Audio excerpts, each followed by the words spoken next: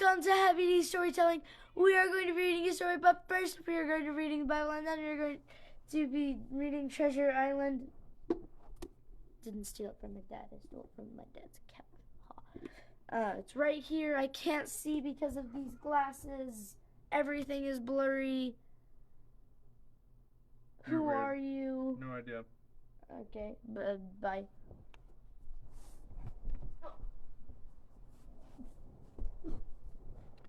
Hello. How is everybody? We're going to start with 1 Corinthians chapter 7. This is the English Standard Version, and we are reading 3 chapters of Treasure Island, so I'm going to go ahead and begin.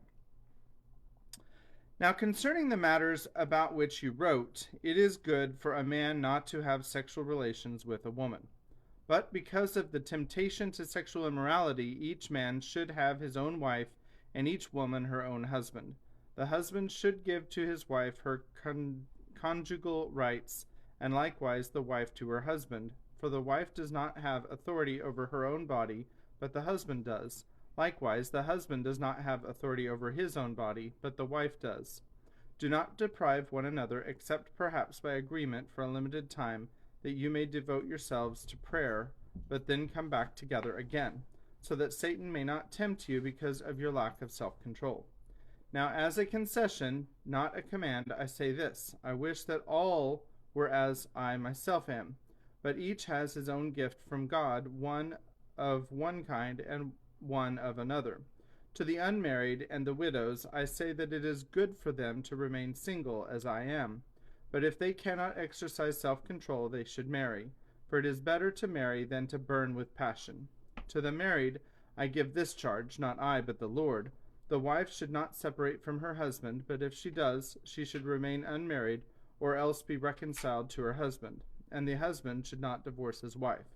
To the rest I say, I, not the Lord, that if any brother has a wife who is an unbeliever, and she consents to live with him, he should not divorce her. If any woman has a husband who is an unbeliever, and he consents to live with her, she should not divorce him.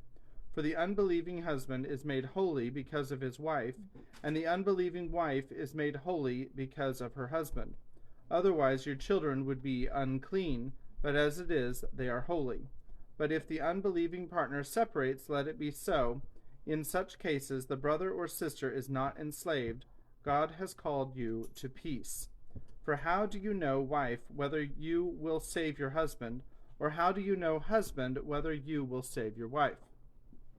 Only let each person lead the life that the Lord has assigned to him, and to which God has called him. This is my rule in all the churches. Was anyone at the time of his call already circumcised?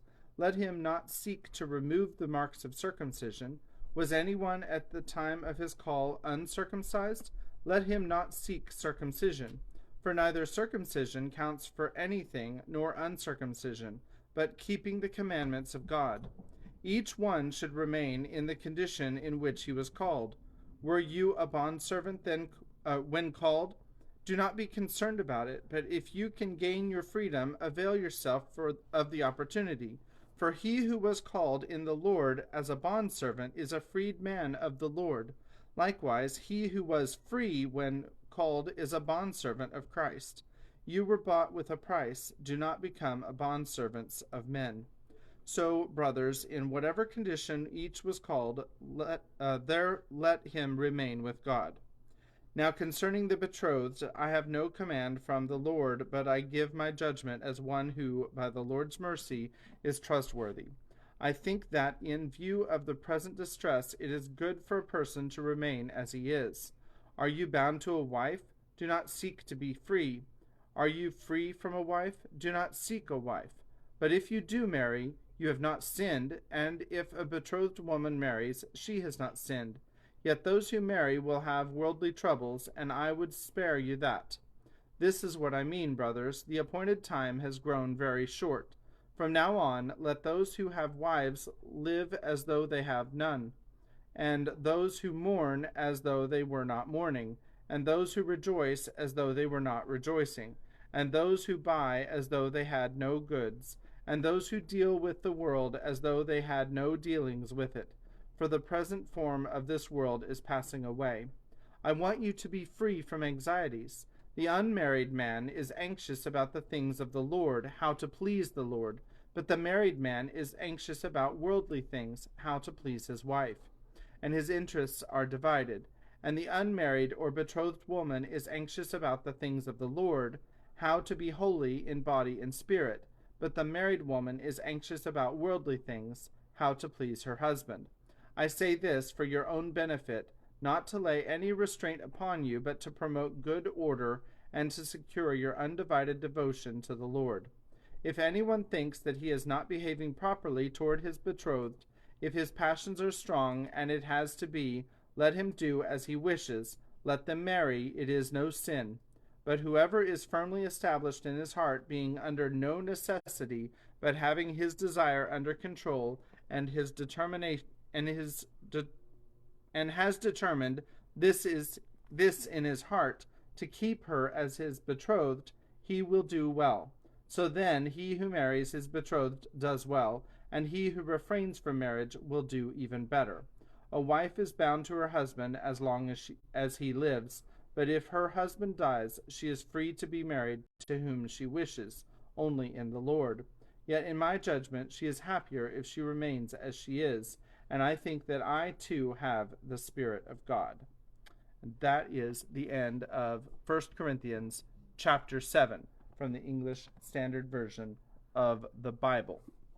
So we're on to Treasure Island now. We're getting into the thick of it, and Mr. Jim, in the last episode, I don't know if you remember, but he was sitting in that apple barrel, and he heard all the pirates talking and yapping and telling all the secrets and all that and everything.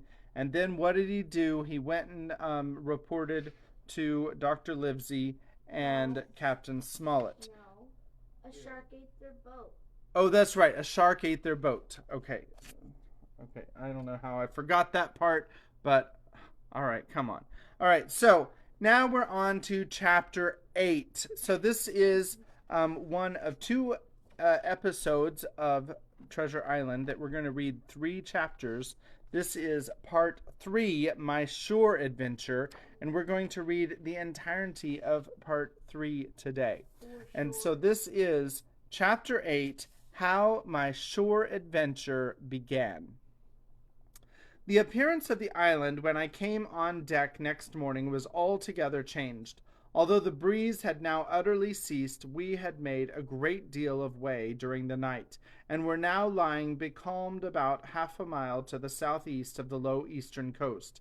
Gray-colored woods covered a large part of the surface. This even tint was indeed broken up by streaks of yellow sandbreak in the lower lands, and by many tall trees of the pine family outtopping the others. Some singly, some in clumps, but the general coloring was uniform and sad. The hills ran up clear above the vegetation in spires of naked rock. All were strangely shaped, and the spyglass, which was by 300 or 400 feet the tallest on the island, was likewise the strangest in configuration, running up sheer from almost every side, and then suddenly cut off at the top like a pedestal to put a statue on. The Hispaniola was rolling scuppers under the ocean swell. The booms were tearing at the blocks. The rudder was banging to and fro, and the whole ship creaking, groaning, and jumping like a manufactory. I had to cling tight to the backstay, and the world turned giddily before my eyes, for though I was a good enough sailor when there was way on, this standing still and being rolled about like a bottle was a thing I never learned to stand without a qualm or so, above all in the morning, on an empty stomach. Perhaps it was this. Perhaps it was the look of the island, with its gray, melancholy woods and wild stone spires, and the surf that we could both see and hear foaming and thundering on the steep beach. At least, although the sun shone bright and hot, and the shorebirds were fishing and crying all around us, and you would have thought any one would have been glad to get to land after being so long at sea, My heart sank, as the saying is, into my boots, and from that first look onward I hated the very thought of Treasure Island. We had a dreary morning's work before us, for there was no sign of any wind, and the boats had to be got out and manned, and the ship warped 3 or 4 miles round the corner of the island, and up the narrow passage to the haven behind Skeleton Island. I volunteered for one of the boats, where I had, of course, no business. The heat was sweltering, and the men grumbled fiercely over their work. Anderson was in command of my boat, and instead of keeping the crew in order, he grumbled as loud as the worst. "Well," he said, with an oath, "it's not forever." I thought this was a very bad sign, for up to that day the men had gone briskly and willingly about their business, but the very sight of the island had relaxed the cords of discipline. All the way in, Long John stood by the steersman and conned the ship. He knew the passage like the palm of his hand, and though the man in the chains got everywhere more water than was down in the chart, John never hesitated once. "There's a strong scour in the ebb," he said, "and this here passage has been dug out, in a manner of speaking, with a spade." We brought up just where the anchor was in the chart, about 1/3 of a mile from each shore, the mainland on one side and Skeleton Island on the other. The bottom was clean sand. The plunge of our anchor sent up clouds of birds wheeling and crying over the woods, but in less than a minute they were down again, and all was once more silent. The place was entirely landlocked, buried in woods, the trees coming right down to high water mark, the shores mostly flat, and the hilltops standing round at a distance in a sort of amphitheatre, one here, one there. 2 little rivers, or rather 2 swamps, emptied out into this pond, as you might call it, and the foliage around that part of the shore had a kind of poisonous brightness. From the ship we could see nothing of the house or the stockade, for they were quite buried among trees, and if it had not been for the chart on the companion, we might have been the first that had ever anchored there since the island arose out of the seas. There was not a breath of air moving, nor a sound but that of the surf booming half a mile away along the beaches and against the rocks outside. A peculiar stagnant smell hung over the anchorage, a smell of sodden leaves and rotting tree trunks. I observed the doctor sniffling and sniffing like someone tasting a bad egg. "I don't know about treasure," he said, "but I'll stake my wig there's fever here." If the conduct of men had been alarming in the boat, it became truly threatening when they had come aboard. They lay about the deck growling together in talk. The slightest order was received with a black look, and grudgingly and carelessly obeyed. Even the honest hands must have caught the infection, for there was not one man aboard to mend another. Mutiny, it was plain, hung over us like a thundercloud, and it was not only we of the cabin party who perceived the danger. Long John was hard at work, going from group to group, spending himself in good advice, and as for example, no man could have shown it better. He fairly outstripped himself in willingness and civility. He was all smiles to everyone. If an order were given, John would be on his crutch in an instant, with the cheeriest "Aye, aye, sir," in the world, and when there was nothing else to do, he kept up one song after another, as if to conceal the discontent of the rest. Of all the gloomy features of that gloomy afternoon, this obvious anxiety on the part of Long John appeared the worst. We held council in the cabin. "Sir," said the captain, "if I risk another order, the whole ship'll come about our ears by the run. You see, sir, here it is. I get a rough answer, do I not? Well, if I speak back, pikes will be going in 2 shakes. If I don't, sever'll see there's something under that, and the game's up. Now we've only one man to rely on." "And who's that?" asked the squire. "Silver, sir," returned the captain. "He's as anxious as you and I to smother things up. This is a tiff. He'd soon talk 'em out of it if he had the chance, and what I propose to do is give 'em the chance. Let's allow the men in an afternoon ashore. If they all go, why, we'll fight the ship. If they none of them go, well, then we hold the cabin, and God defend the right. If some go, you mark my word, Silver'll bring 'em aboard again as mild as lambs." It was so decided. Loaded pistols were served out to all the sure men. Hunter, Joyce, and Redruth were taken into our confidence, and received the news with less surprise and a better spirit than we had looked for. And then the captain went on deck and addressed the crew. "My lads," said he, "we've had a hot day and are all tired and out of sorts. A turn ashore hurt nobody. The boats are still in the water. You can take the gigs, and as many as please may go ashore for the afternoon. I'll fire a gun half an hour before sundown." I believe the silly fellows must have thought they would break their shins over treasure as soon as they were landed, for they all came out of their sulks in a moment, and gave a cheer that started the echo in a far-away hill, and sent the birds once more flying and squalling round the anchorage.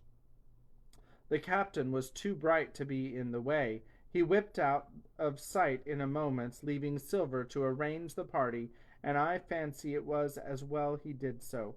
Had he been on deck, he could no longer so much as have pretended not to understand the situation. It was plain as day. Silver was the captain, and a mighty rebellious crew he had of it. The honest hands, and I was soon to see it proved that there were such on board, must have been very stupid fellows, or rather I suppose the truth was this, that all hands were disaffected by the example of the ringleaders, only some more, some less, and a few, being good fellows in the main, could neither be led nor driven any further. It is one thing to be idle and skulk, and quite another to take a ship and murder a number of innocent men. At last, however, the party was made up. 6 fellows were to stay on board, and the remaining 13, including Silver, began to embark. Then it was that they came into my head, the first of the mad notions that contributed so much to save our lives. If 6 men were left by Silver, it was plain our party could not take and fight the ship. And since only 6 were left, it was equally plain that the cabin party had no present need of my assistance. It occurred to me at once to go ashore. In a jiffy I had slipped over the side and curled up in the foresheets of the nearest boat, and almost at the same moment she shoved off. No one took notice of me, only the bow oar, saying, "Is that you, Jim? Keep your head down." But Silver from the other boat looked sharply over and called out to know if that were me, and from that moment I began to regret what I had done.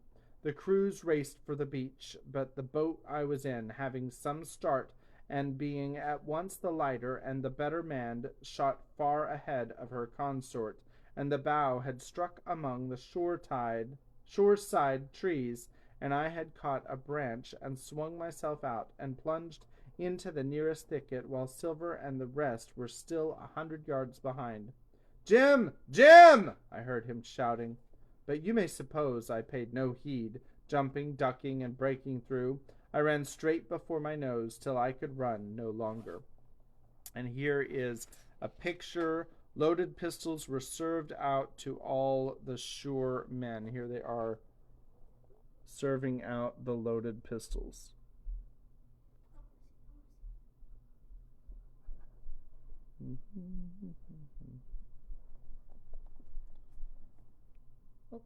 All right, so Chapter 14, The First Blow. I was so pleased at having given the slip to Long John that I began to enjoy myself and look around me with some interest on the strange land that I was in. I had crossed a marshy tract full of willows, bulrushes, and odd outlandish swampy trees, and had now come out upon the skirts of an open piece of undulating, sandy country about a mile long, dotted with a few pines and a great number of contorted trees, not unlike the oak in growth, but pale in the foliage like willows. On the far side of the open stood one of the hills, with 2 quaint craggy peaks shining vividly in the sun. I now felt for the first time the joy of exploration. The isle was uninhabited. My shipmates I had left behind, and nothing lived in front of me but dumb brutes and fowls. I turned hither and thither among the trees. Here and there were flowering plants unknown to me. Here and there I saw snakes, and one raised his head from a ledge of rock and hissed at me with a noise not unlike the spinning of a top. Little did I suppose that he was a deadly enemy, and that the noise was the famous rattle. Then I came to a long thicket of these oak-like trees, live or evergreen oaks I heard afterward they should be called, which grew low along the sand like brambles, the boughs curiously twisted, the foliage compact like thatch. The thicket stretched down from the top of one of the sandy knolls, spreading and growing taller as it went, until it reached the margin of the broad, reedy fen through which the nearest of the little rivers soaked its way into the anchorage. The marsh was streaming in the strong sun, and the outage of the spyglass trembled through the haze. All at once there began to go a sort of bustle among the bulrushes. A wild duck flew up with a quack, another followed, and soon over the whole surface of the marsh a great cloud of birds hung screaming and circling in the air. I judged at once that some of my shipmates must be drawing near along the borders of the fen, nor was I deceived, for soon I heard the very distant and low tones of a human voice, which, as I continued to give ear, grew steadily louder and nearer. This put me in a great fear, and I crawled under cover of the nearest live oak, and squatted there, hearkening, as silent as a mouse. Another voice answered, and then the first voice, which I now recognized to be Silver's, once more took up the story and ran on for a long while in the stream, only now and again interrupted by the other. By the sound they must have been talking earnestly and almost fiercely, but no distinct word came to my hearing. At last the speakers seemed to have paused, and perhaps to have sat down, for not only did they cease to draw any nearer, but the birds themselves began to grow more quiet, and to settle again to their places in the swamp.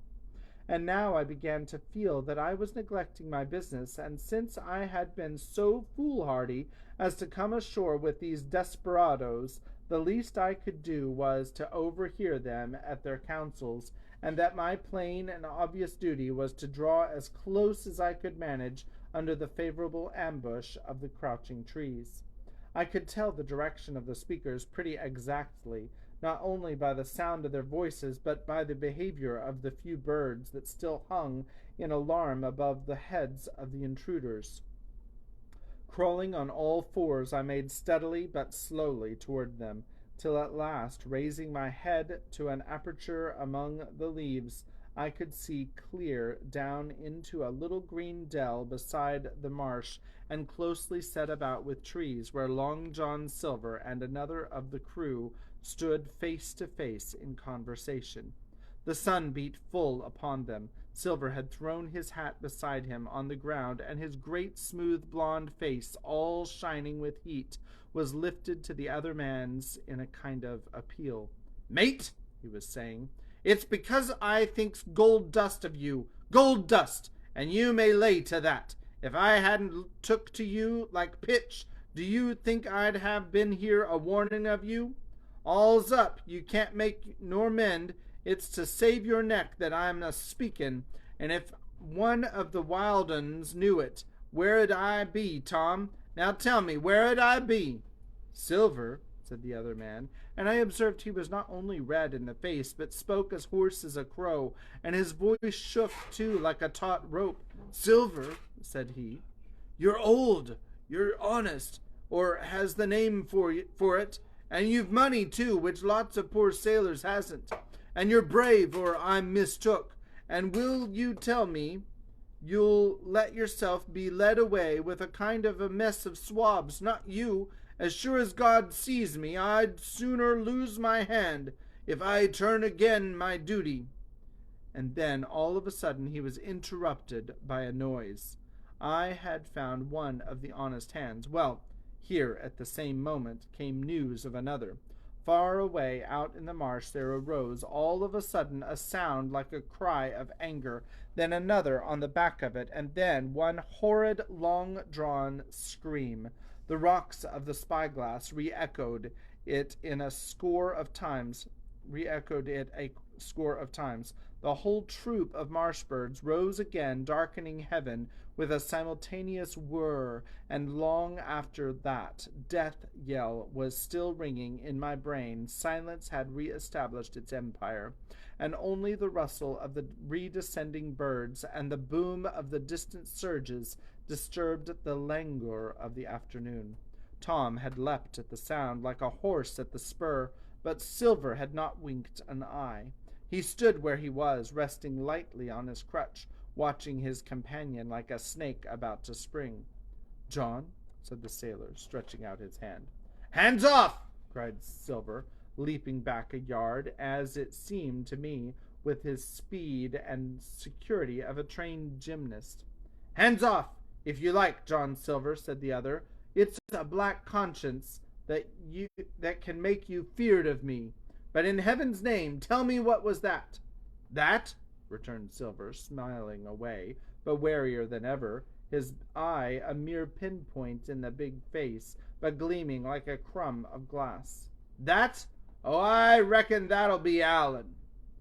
And at this poor Tom flashed out like a hero. "Allen!" he cried. "Then rest his soul for a true seaman. And as for you, John Silver, long you've been a mate of mine, but you're mate of mine no more. If I die like a dog, I'll die in my duty. You've killed Allen, haven't you? Kill me too if you can, but I defies you." And with that, this brave fellow turned his back directly on the cook and set off walking for the beach. But he was not destined to go far. With a cry, John seized the branch of a tree, whipped the crutch out of his armpit, and sent that uncouth missile hurling through the air. It struck poor Tom point foremost and with stunning violence right between the shoulders in the middle of his back. His hands flew up, he gave a sort of gasp and fell. Whether he were injured much or little none could ever tell. Like enough to judge from the sound his back was broken on the spot, but he had no time given him to recover. Silver, agile as a monkey, even without leg or crutch, was on top of him next moment and had twice buried his knife up to the hilt in that defenseless body. From my place of ambush I could hear him pant aloud as he struck the blows. I do not know what it rightly is to faint, but I do know that for the next little while, the whole world swam away from before me in a whirling mist, Silver and the birds and the tall spyglass hilltop going round and topsy-turvy before my eyes, and all manner of bells ringing and distant voices shouting in my ear. When I came again to myself, the monster had pulled himself together, his crutch under his arm, and his hat upon his head. Just before him Tom lay motionless upon the sward, but the murderer minded him not a whit, cleansing his blood-stained knife the while upon a wisp of grass. Everything else was unchanged, the sun still shining mercilessly on the steaming marsh and the tall pinnacle of the mountain, and I could scarce persuade myself that murder had been actually done, and a human life cruelly cut short a moment since before my eyes. But now John put his hand into his pocket, brought out a whistle, and blew it several modulated blasts that rang far across the heated air. I could not tell, of course, the meaning of the signal, but it instantly awoke my fears. More men would be coming. I might be discovered. They had already slain 2 of the honest people. After Tom and Allen, might not I come next? Instantly I began to extricate myself and crawl back again, with what speed and silence I could manage, to the more open portion of the wood. As I did so, I could hear hails coming and going between the old buccaneer and his comrades, and this sound of danger lent me wings. As soon as I was clear of the thicket, I ran as I never ran before, scarce minding the direction of my flight, so long as it led me from the murderers, and as I ran, fear grew and grew upon me, until it turned into a kind of frenzy. Indeed, could anyone be more entirely lost than I? When the gun fired, how should I dare to go down to the boats among those fiends still smoking from their crime? Would not the first of them who saw me wring my neck like a snipe's? Would not my absence itself be an evidence to them of my alarm, and therefore of my fatal knowledge? It was all over, I thought. Goodbye to the Hispaniola. Goodbye to the squire, the doctor, and the captain. There was nothing left for me but death by starvation, or death by the hands of the mutineers.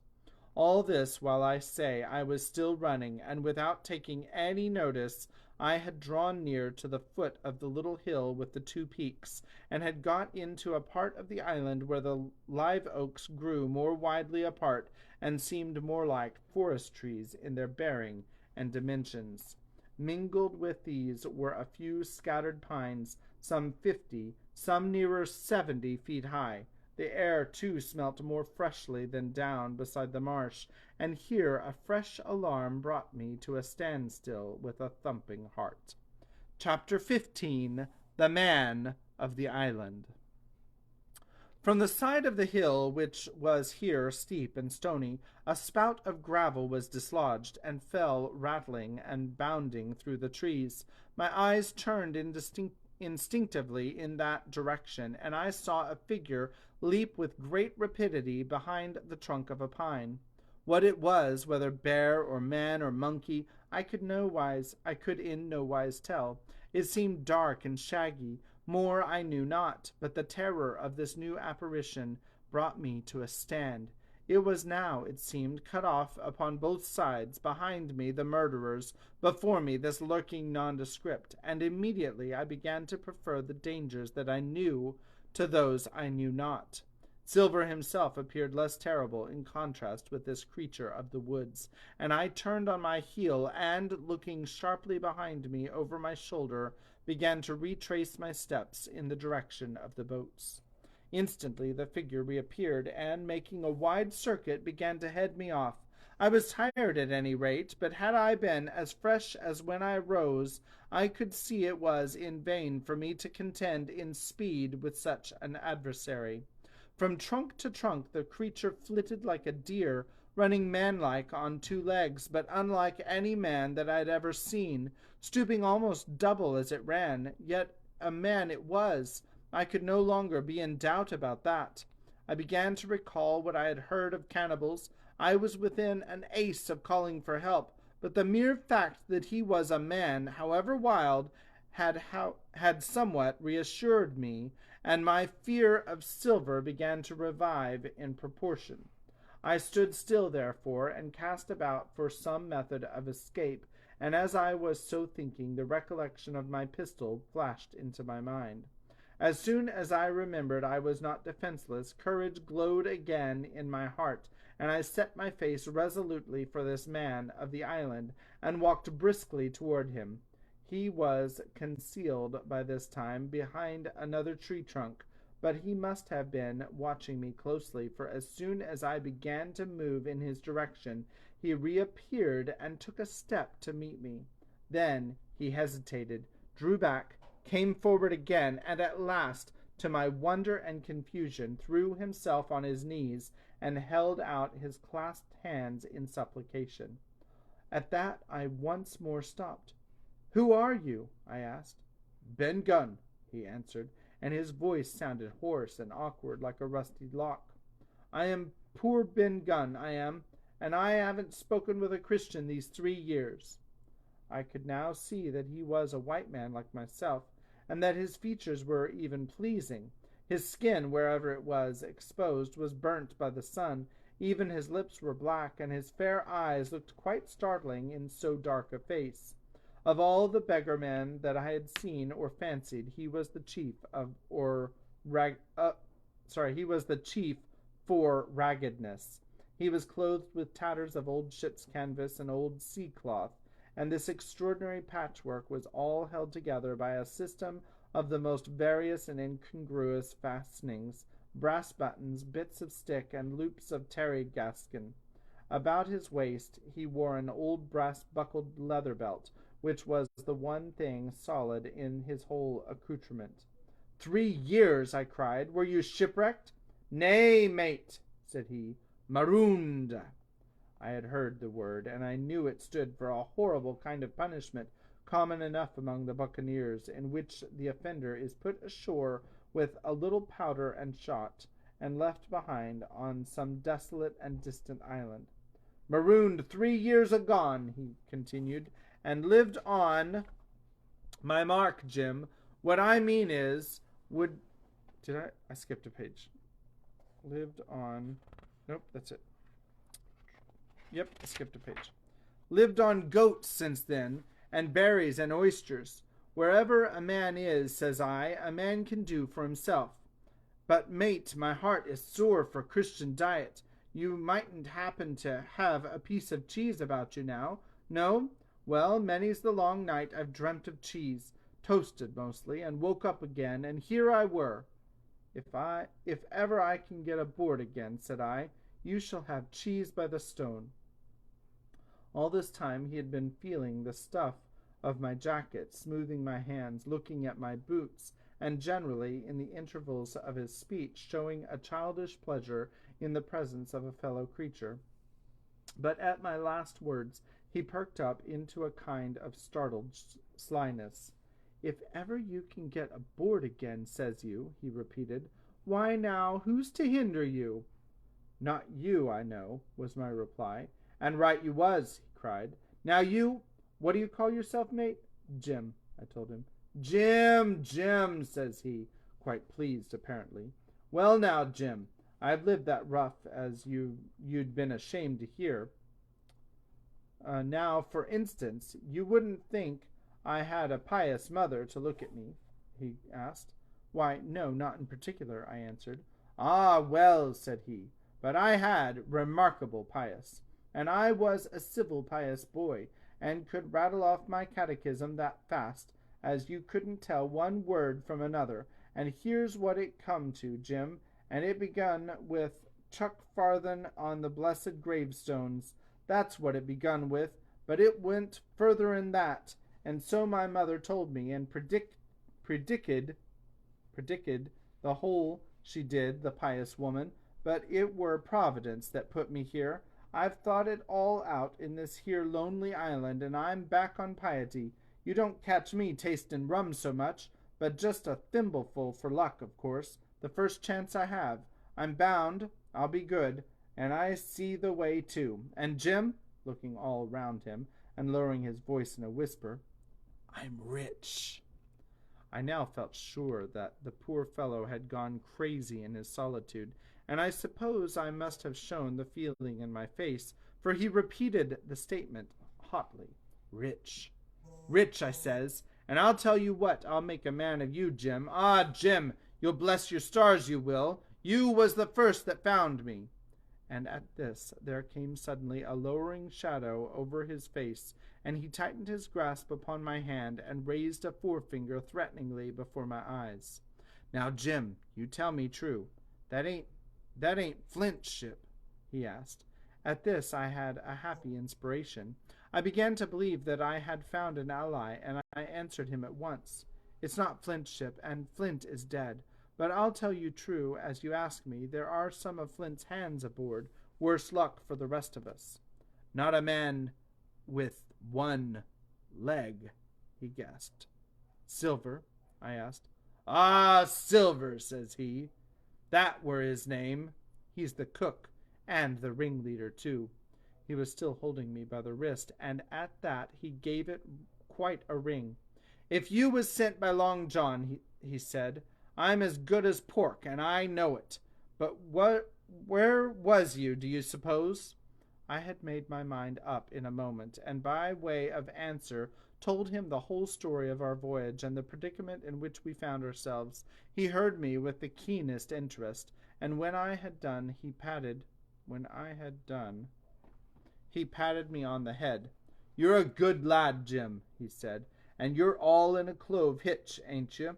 Well, you just put your trust in Ben Gunn. Ben Gunn's the man to do it. Would you think it likely now that your squire would prove a liberal-minded one in case of help, him being in a clove hitch, as you remark?" I told him the squire was the most liberal of men. "Aye, but you see," returned Ben Gunn, "I didn't mean giving me a gate to keep, and a suit of livery clothes, and such. That's not my mark, Jim. What I mean is, would he be likely to come down to the tune of, say, £1,000 out of money that's as good as a man's own already?" "I am sure he would," said I, "as it was all hands were to share." "And a passage home?" he added, with a look of great shrewdness. "Why," I cried, "the squire's a gentleman, and besides, if we got rid of the others, we should want you to help work the vessel home." "Ah," said he, "so you would," and he seemed very much relieved. "Now I'll tell you what," he went on. "So much I'll tell you, and no more. I were in Flint's ship when he buried the treasure, he and 6 strong seamen. They were ashore nigh on a week, and us standing off and on in the old Walrus. It's one fine day, up went the signal, and here come Flint by himself in a little boat, and his head done up in a blue scarf. The sun was getting up, and mortal white he looked about the cutwater, but there he was, you mind, and these 6 all dead and buried. How he had done it not a man aboard could make out. It was battle, murder, and sudden death, leastways him against 6. Billy Bones was the mate. Long John, he was the quartermaster, and they asked him where the treasure was. "Ah," says he, "you can go ashore if you like and stay," he says, "but as for the ship, she'll beat up for more, by thunder." That's what he said. Well, I was in another ship 3 years back, and we sighted this island. "Boys," said I, "here's Flint's treasure. Let's hand and find it." The captain was displeased at that, but my messmates were all of a mind and landed. 12 days they looked for it, and every day they had the worse word for me, until one fine morning all hands went aboard. "As for you, Benjamin Gunn," says they, "here's the musket," they says, "and a spade and a pickaxe. You can stay here and find Flint's money for yourself," they says. Well, Jim, 3 years have I been here, and not a bite of Christian diet from that day to this. But now you look here, look at me. Do I look like a man before the mast? No, says you. Nor I weren't neither, I says. And with that he winked and pinched me hard. "Just you mention them words to your squire, Jim," he went on. Nor he weren't neither, that's the words. 3 years he were the man of this island, light and dark, fair and rain, and sometimes he would, maybe, think upon a prayer, says you, and sometimes he would, maybe, think of his old mother, so be as she's alive, you'll say. But the most part of Gunn's time, this is what you'll say, the most part of his time was to look up with another matter, and then you'll give him a nip like I do." And he pinched me again in the most confidential manner. "Then," he continued, "then you'll up and you'll say this. Gunn is a good man, you'll say, and he puts a precious sight more confidence, a precious sight, mind that, in a gentleman born than in these gentlemen of fortune, having been one hisself." "Well," I said, "I don't understand one word that you've been saying, but that's neither here nor there, for how am I to get on board?" "Ah," said he, "that's the hitch for sure. Well, there's my boat that I made with my 2 hands. I keep her under the White Rock. If the worst come to the worst, we might try that after dark." "Hi!" he broke out, "what's that?" For just then, although the sun had still an hour or two to run, all the echoes of the island awoke and bellowed to the thunder of a cannon. "They have begun to fight," I cried. "Follow me." And I began to run toward the anchorage, my terrors all forgotten, while close at my side the marooned man in his goat skins trotted easily and lightly. "Left, left," says he. "Keep to your left hand, mate Jim. Under the trees with you. There's where I killed my first goat. They don't come down here now. They're all mast-headed on them mountings for the fear of Benjamin Gunn. Ah, and there's the cemetery. It says cemetery. Cemetery he must have meant. You see the mounds? I come here and prayed nows and thens, when I thought maybe a Sunday would be about due. It weren't quite a chapel, but it seemed more solemn like, and then, says you, Ben Gunn was short-handed, no chaplain, nor so much as a Bible and a flag, you says. So he kept talking as I ran, neither expecting nor receiving any answer. The cannon shot was followed, after a considerable interval, by a volley of small arms. Another pause, and then, not a quarter of a mile in front of me, I beheld the Union Jack flutter of the air above a wood.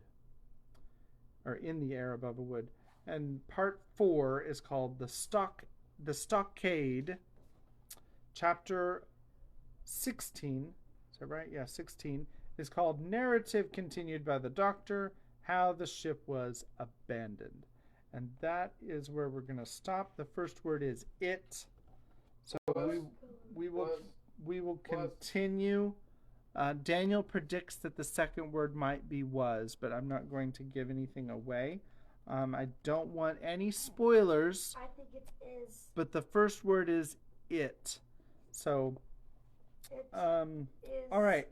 So I hope you're enjoying the story. This is quite an adventure that Jim is going on. And we're about halfway through now. Yep. So hope that you're enjoying, and God bless you, and we'll see you next time. Hopefully tomorrow. Thanks. Bye-bye. Bye-bye.